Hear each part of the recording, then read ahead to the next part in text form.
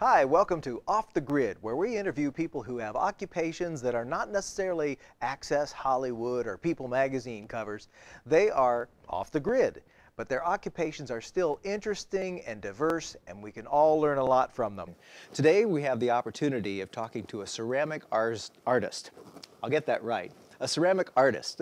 And her name's Morgan Bossler. So welcome to our show. It's nice to have you here today. Oh, thank you, Neal. This is a very wonderful opportunity. Thank you for bringing me on. Well, and we'll also note that this is the very first show that we're doing. So you get to be on the maiden voyage of the whole program. And so you'll get to see all of this develop, and we'll get to see your work develop too. Bon voyage. Yay! So let's just kind of get started at the very beginning. How did you get started to do your artwork? Well, I really didn't have much of a choice. When between my gene pool and my fascination with nature, and it just came out.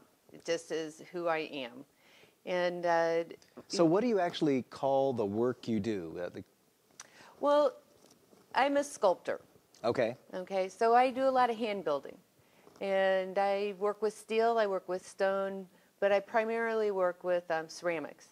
And so you don't work at a wheel all the time, and there's a difference between people who work with a wheel and the kind of work you do? Yeah, there is. And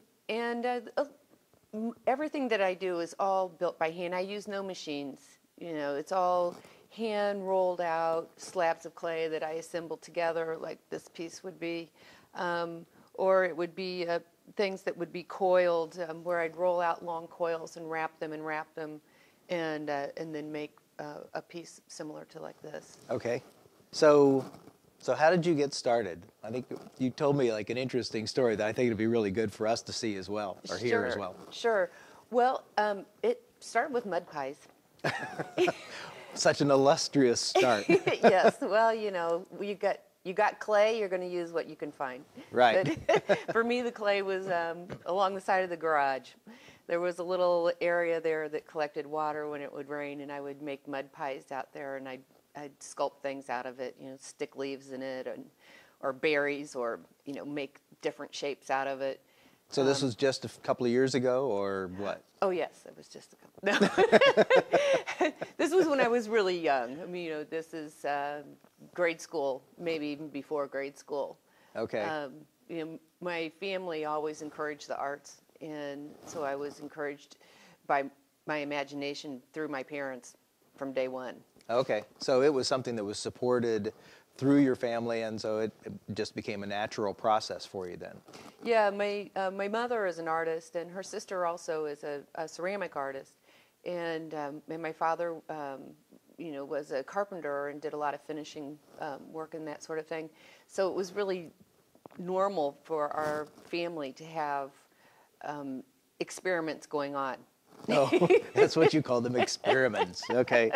What is the process that you start to, or that you go by to actually end up with a piece?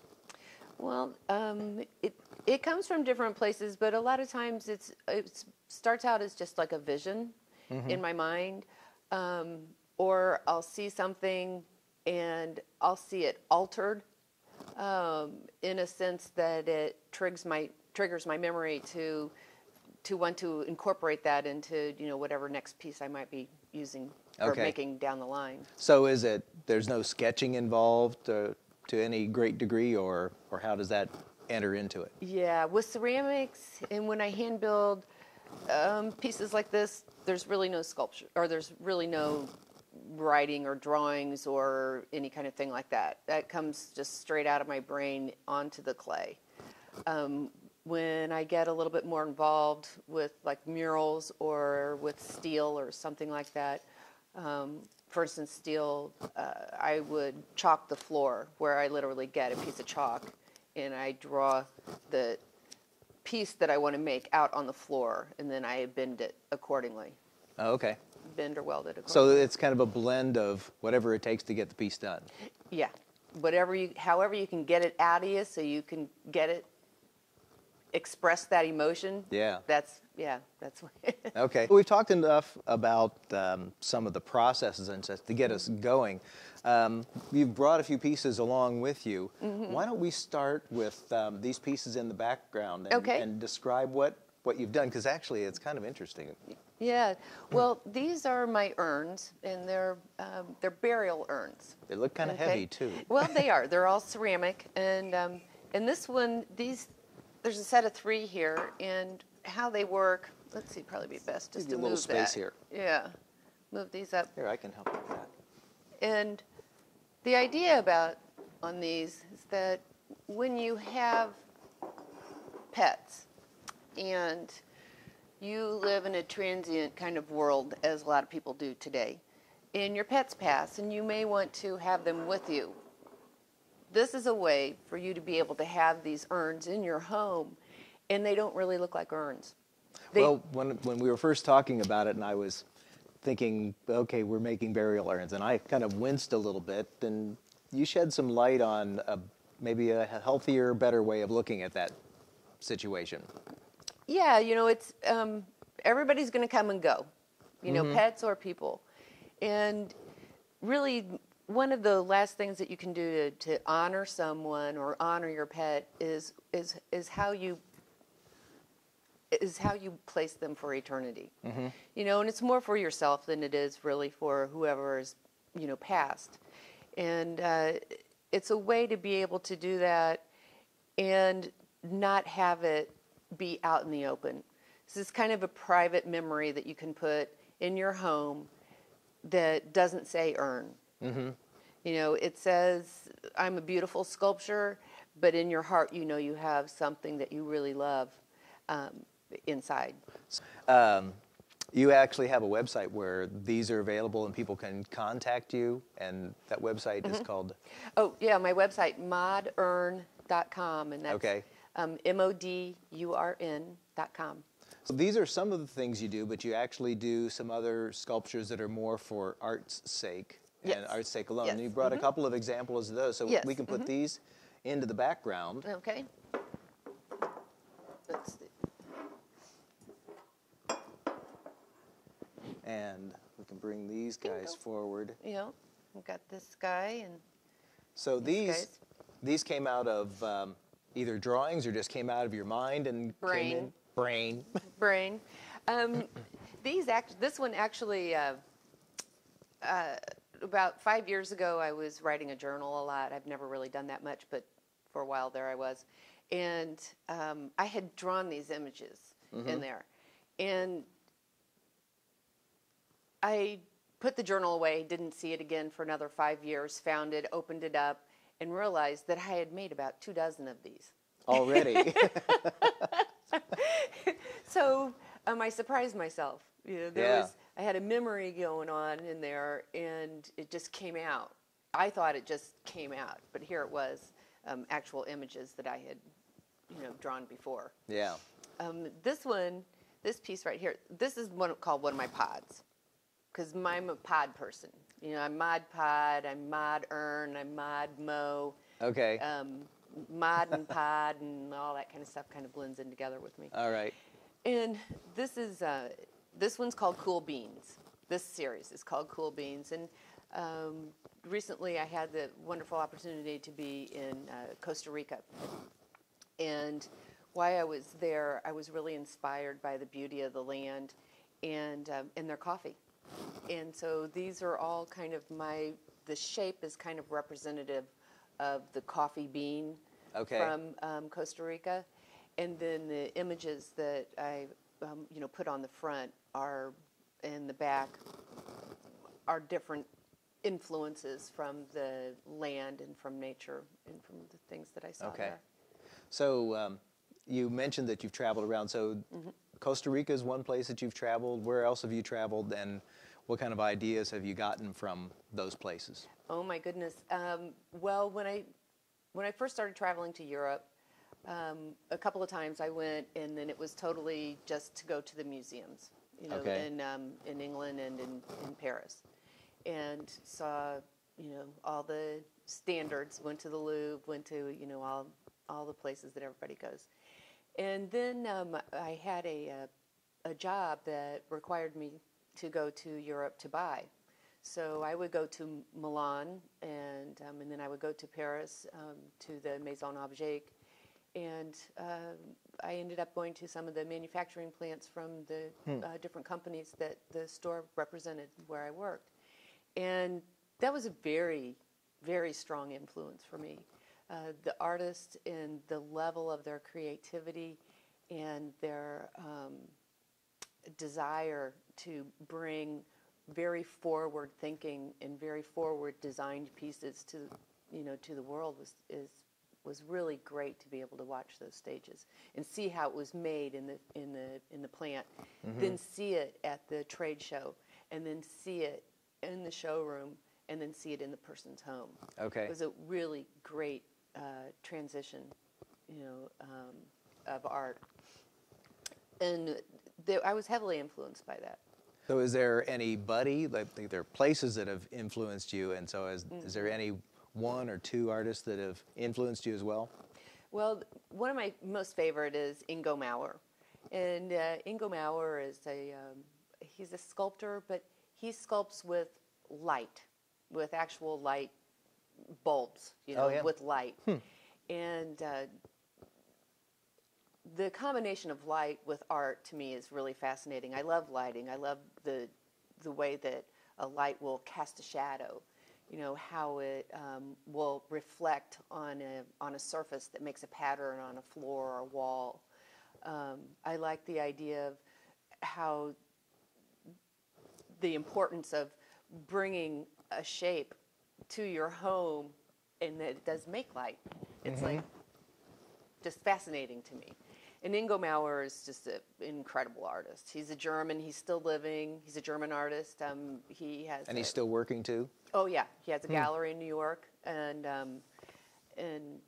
I highly recommend anybody to take a look on the internet and see who he is, because he's fantastic. Okay. He's a genius. So you mentioned something about 3D art. And I don't think we've addressed any of those details. Tell me what you mean by 3D art. Well, we kind of tease sometimes in the ceramic studio about those 2Ders, or the flat art people who paint.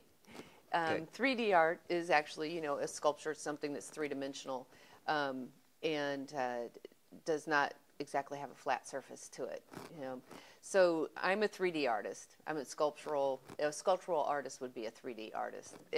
I got this box, and for the past 10 years I've been collecting this, that, and they're all going into this box, and once this box is full, I'm going to make a whole bunch of these.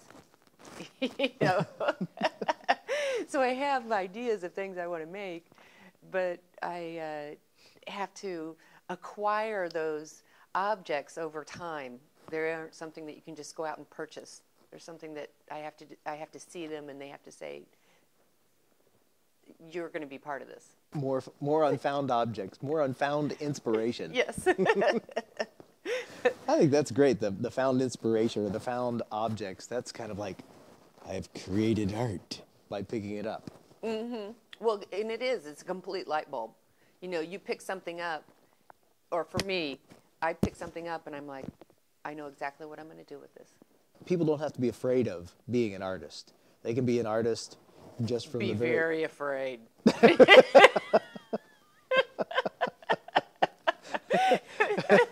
And why would you say that? Well, being an artist too is also having to be someone that can take no and say, that's just a word. Okay, so when somebody says, no, I don't want your piece, or I know I don't like your art, is that what you mean by receiving no?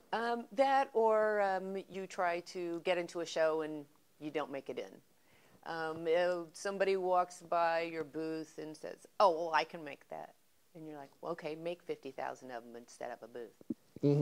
Okay.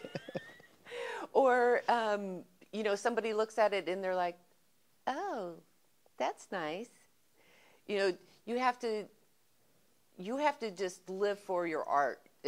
And what it brings from you.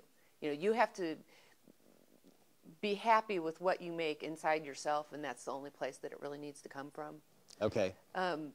because people are so different, and what they like is so different, and there's only going to be a small group of people who are really going to understand and like and want what you have. So you have to weed through those people, and you have to be able to take the what other people don't understand and let it roll off your shoulder. Okay. You know, if they don't understand your work, or if they don't like what they see, it's not really against you. It's just that's how they are. Yeah. And that's fine. You know, I don't make art to be accepted. I make art because I would be a mad woman if I didn't.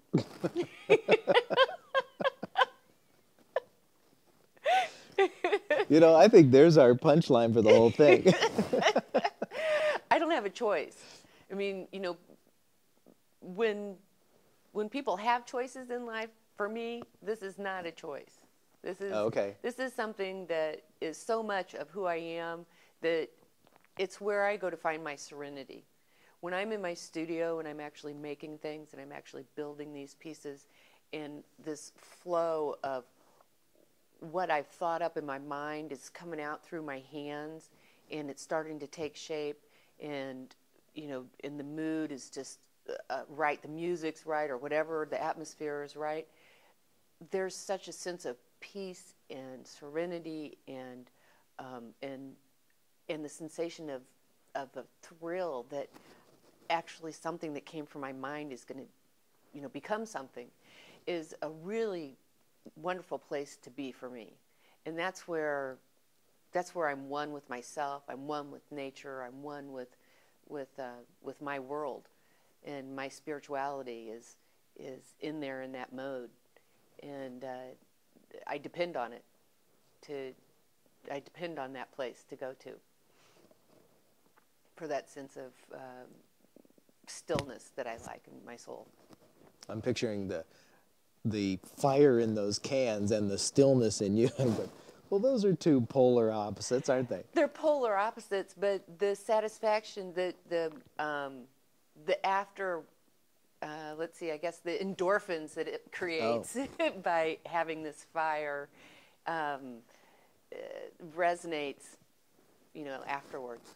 Okay, so you kind of glow afterwards, and yeah, I mean, it's just like anybody who has a dream and they fulfill that dream, whether it's they build a building or whether they have 4 children or whether they travel the world or, you know, whatever. When they get to that finishing point, that feeling of, man, I always wanted that and I did it. mm-hmm. That's what I like about being in my studio. I thought of something that I think was, you know, had beauty to it, representation to it, a thought process went into it that obviously had to gear up all of my known abilities to be able to create it. Everything I learned in school, all the tools of my trade, they all come out then, and it's never same twice. Mm-hmm. You know, and to get to that point and take something that you did before and tweak it and make it into something else is it's beautiful. Who are the people that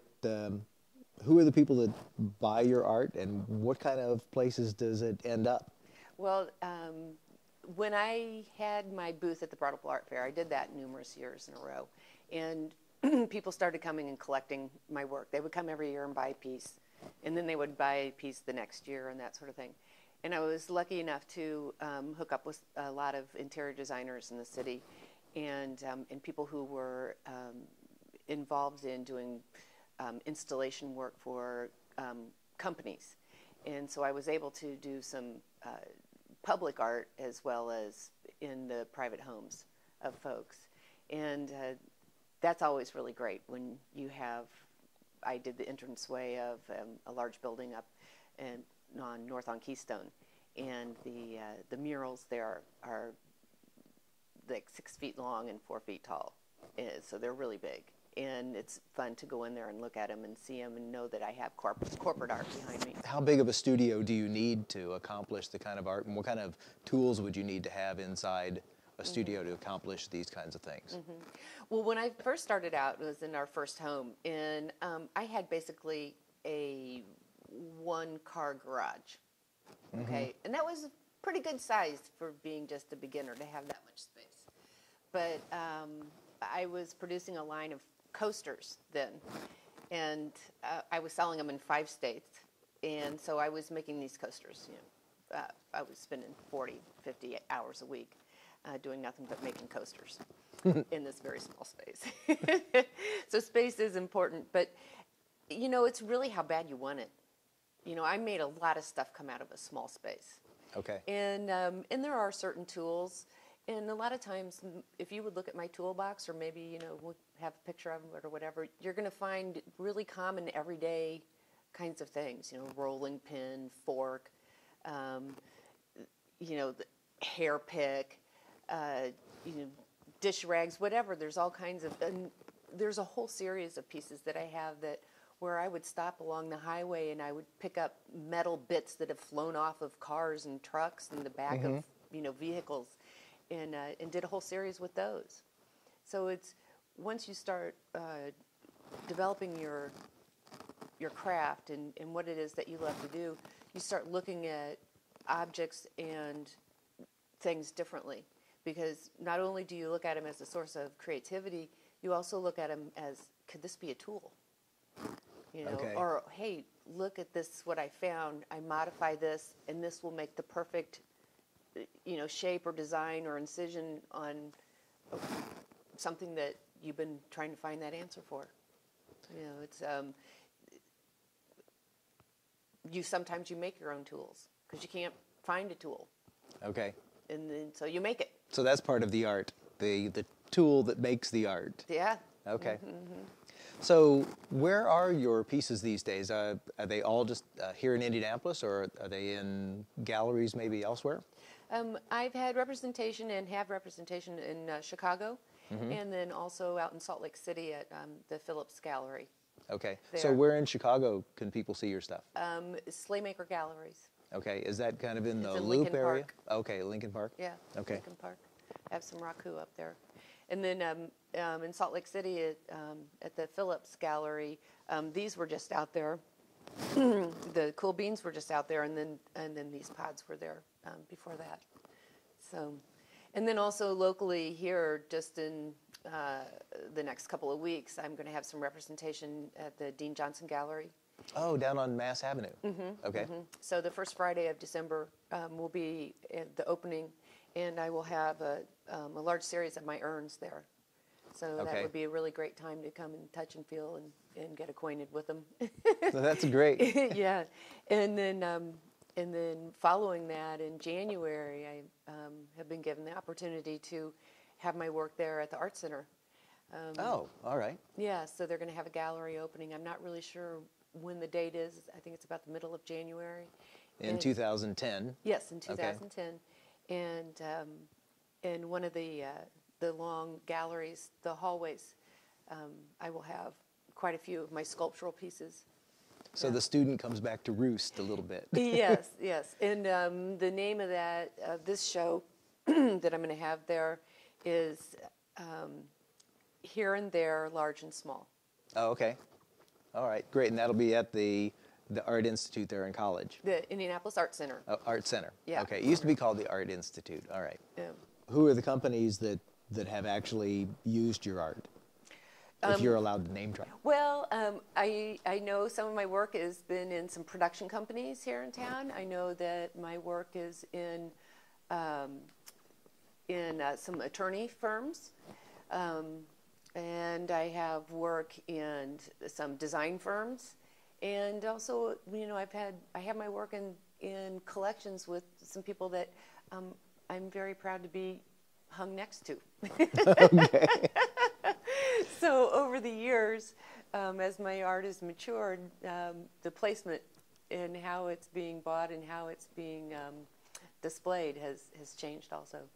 So what would be one of your favorite installations that you've done, and How would you describe it? Well, the building is the Ameritech Cellular Service Building, and it's up on North Keystone, the one that I talked about. That, and it's got to be my favorite because it was like my first big installation, and just the energy that it created, and the excitement of having that first big piece out there just was such a huge thrill to me. How would you describe that piece? Was it... Okay, it's a raku, so it's more like a process like this, where this is actually clay here, and it's thrown into a fire to just break it right down pretty quick. Is that you heat the clay up, and then you throw it into a fire. It combusts the leaves and everything, and then smoke is created, and then smoke actually blackens out and makes this kind of black metallic. Then the way the fire hits the rest of the clay glazes makes the changes in these other colors. And depending on what glazes you use, it depends on how the glaze turns out. And the mural that I did has probably 100 tiles that I raku'd and made to look almost like a church stained glass, and it just was. It's a wonderful experiment, and it was a wonderful thing to do because you never know what's going to come out of the kiln. When you raku, you never know what's going to come out, and to make a piece that big, and to feel like it had become a cohesive piece that really had this beauty to it was really a thrill. You're where you are right now in this course of line, and somebody who's watching the show here might just say, well, she always had this talent, it's just been there and she never had to do any training or anything like that. But is that the case? You just kind of came out of the shell and I'm a fantastic artist. Boing, no. Right, or how did you go about getting to the point where you started with mud pies and now you're ending up making great pieces like this? Okay, well, confidence. Yeah. It was. It took me a while to actually believe enough in myself that I wasn't afraid to bring them out into the open. And I also, not having the opportunity of going to a formal school, I spent quite a bit of time at the Indianapolis Art Center, which is also has some of the same wonderful instructors that Heron has in Fine Art School, and I took the opportunity to be able to spend a lot of time there and get an education and to learn my creativity, or the outlet for my creativity with these instructors in that facility there. So you could pick and choose rather than have a curriculum of a formal art school. You could have the choice and at a reduced cost as well, so you could pick and choose that. Well, yes, there definitely was some savings there, and I got to really go for whatever it was that interested me most. I didn't have to go through a regimented, class setting that would make me explore mediums that really are not necessarily anything that I would be interested in. Okay. So I got to spend more time and concentrate on specific mediums that I love. Well, you're actually now on the faculty at the Art Center, aren't you? Yeah. So I spent enough time there, they decided to hire me. That's great. So what kind of classes do you teach at the Art Center? I teach ceramic classes there. Okay. No, I don't teach the wheel throwing because I don't throw on the wheel. Okay. But I do teach a hand building and slab rolling, paddling, incising, sculptural type class. So if somebody wanted to do the wheel work, there's some other instructors that would help them at the Art Center. Absolutely. That would do I can get them started. Okay. I can do beginners, wheel throwing. But when they start getting technical, then I would ask them to go to Tim Ryan or one of the other instructors there who is really, really good at what they do and more beneficial for them. Well, you're actually now on the faculty at the Art Center, aren't you? Yeah. So I spent enough time there, they decided to hire me. That's great. So what kind of classes do you teach at the Art Center? I teach ceramic classes there. Okay. No, I don't teach the wheel throwing because I don't throw on the wheel. Okay. But I do teach a hand building and slab rolling, paddling, incising, sculptural type class. So if somebody wanted to do the wheel work, there's some other instructors that would help them at the Art Center. Absolutely. That would do I can that. get them started. Okay. I can do beginners, wheel throwing. But when they start getting technical, then I would ask them to go to Tim Ryan or one of the other instructors there Okay. who is really, really good at what they do and more beneficial for them. So let's just kind of take a sidestep, and while we're talking about the Art Center, why don't you give us an idea of what kind of great classes you can get at the Art Center? Oh my goodness, you can.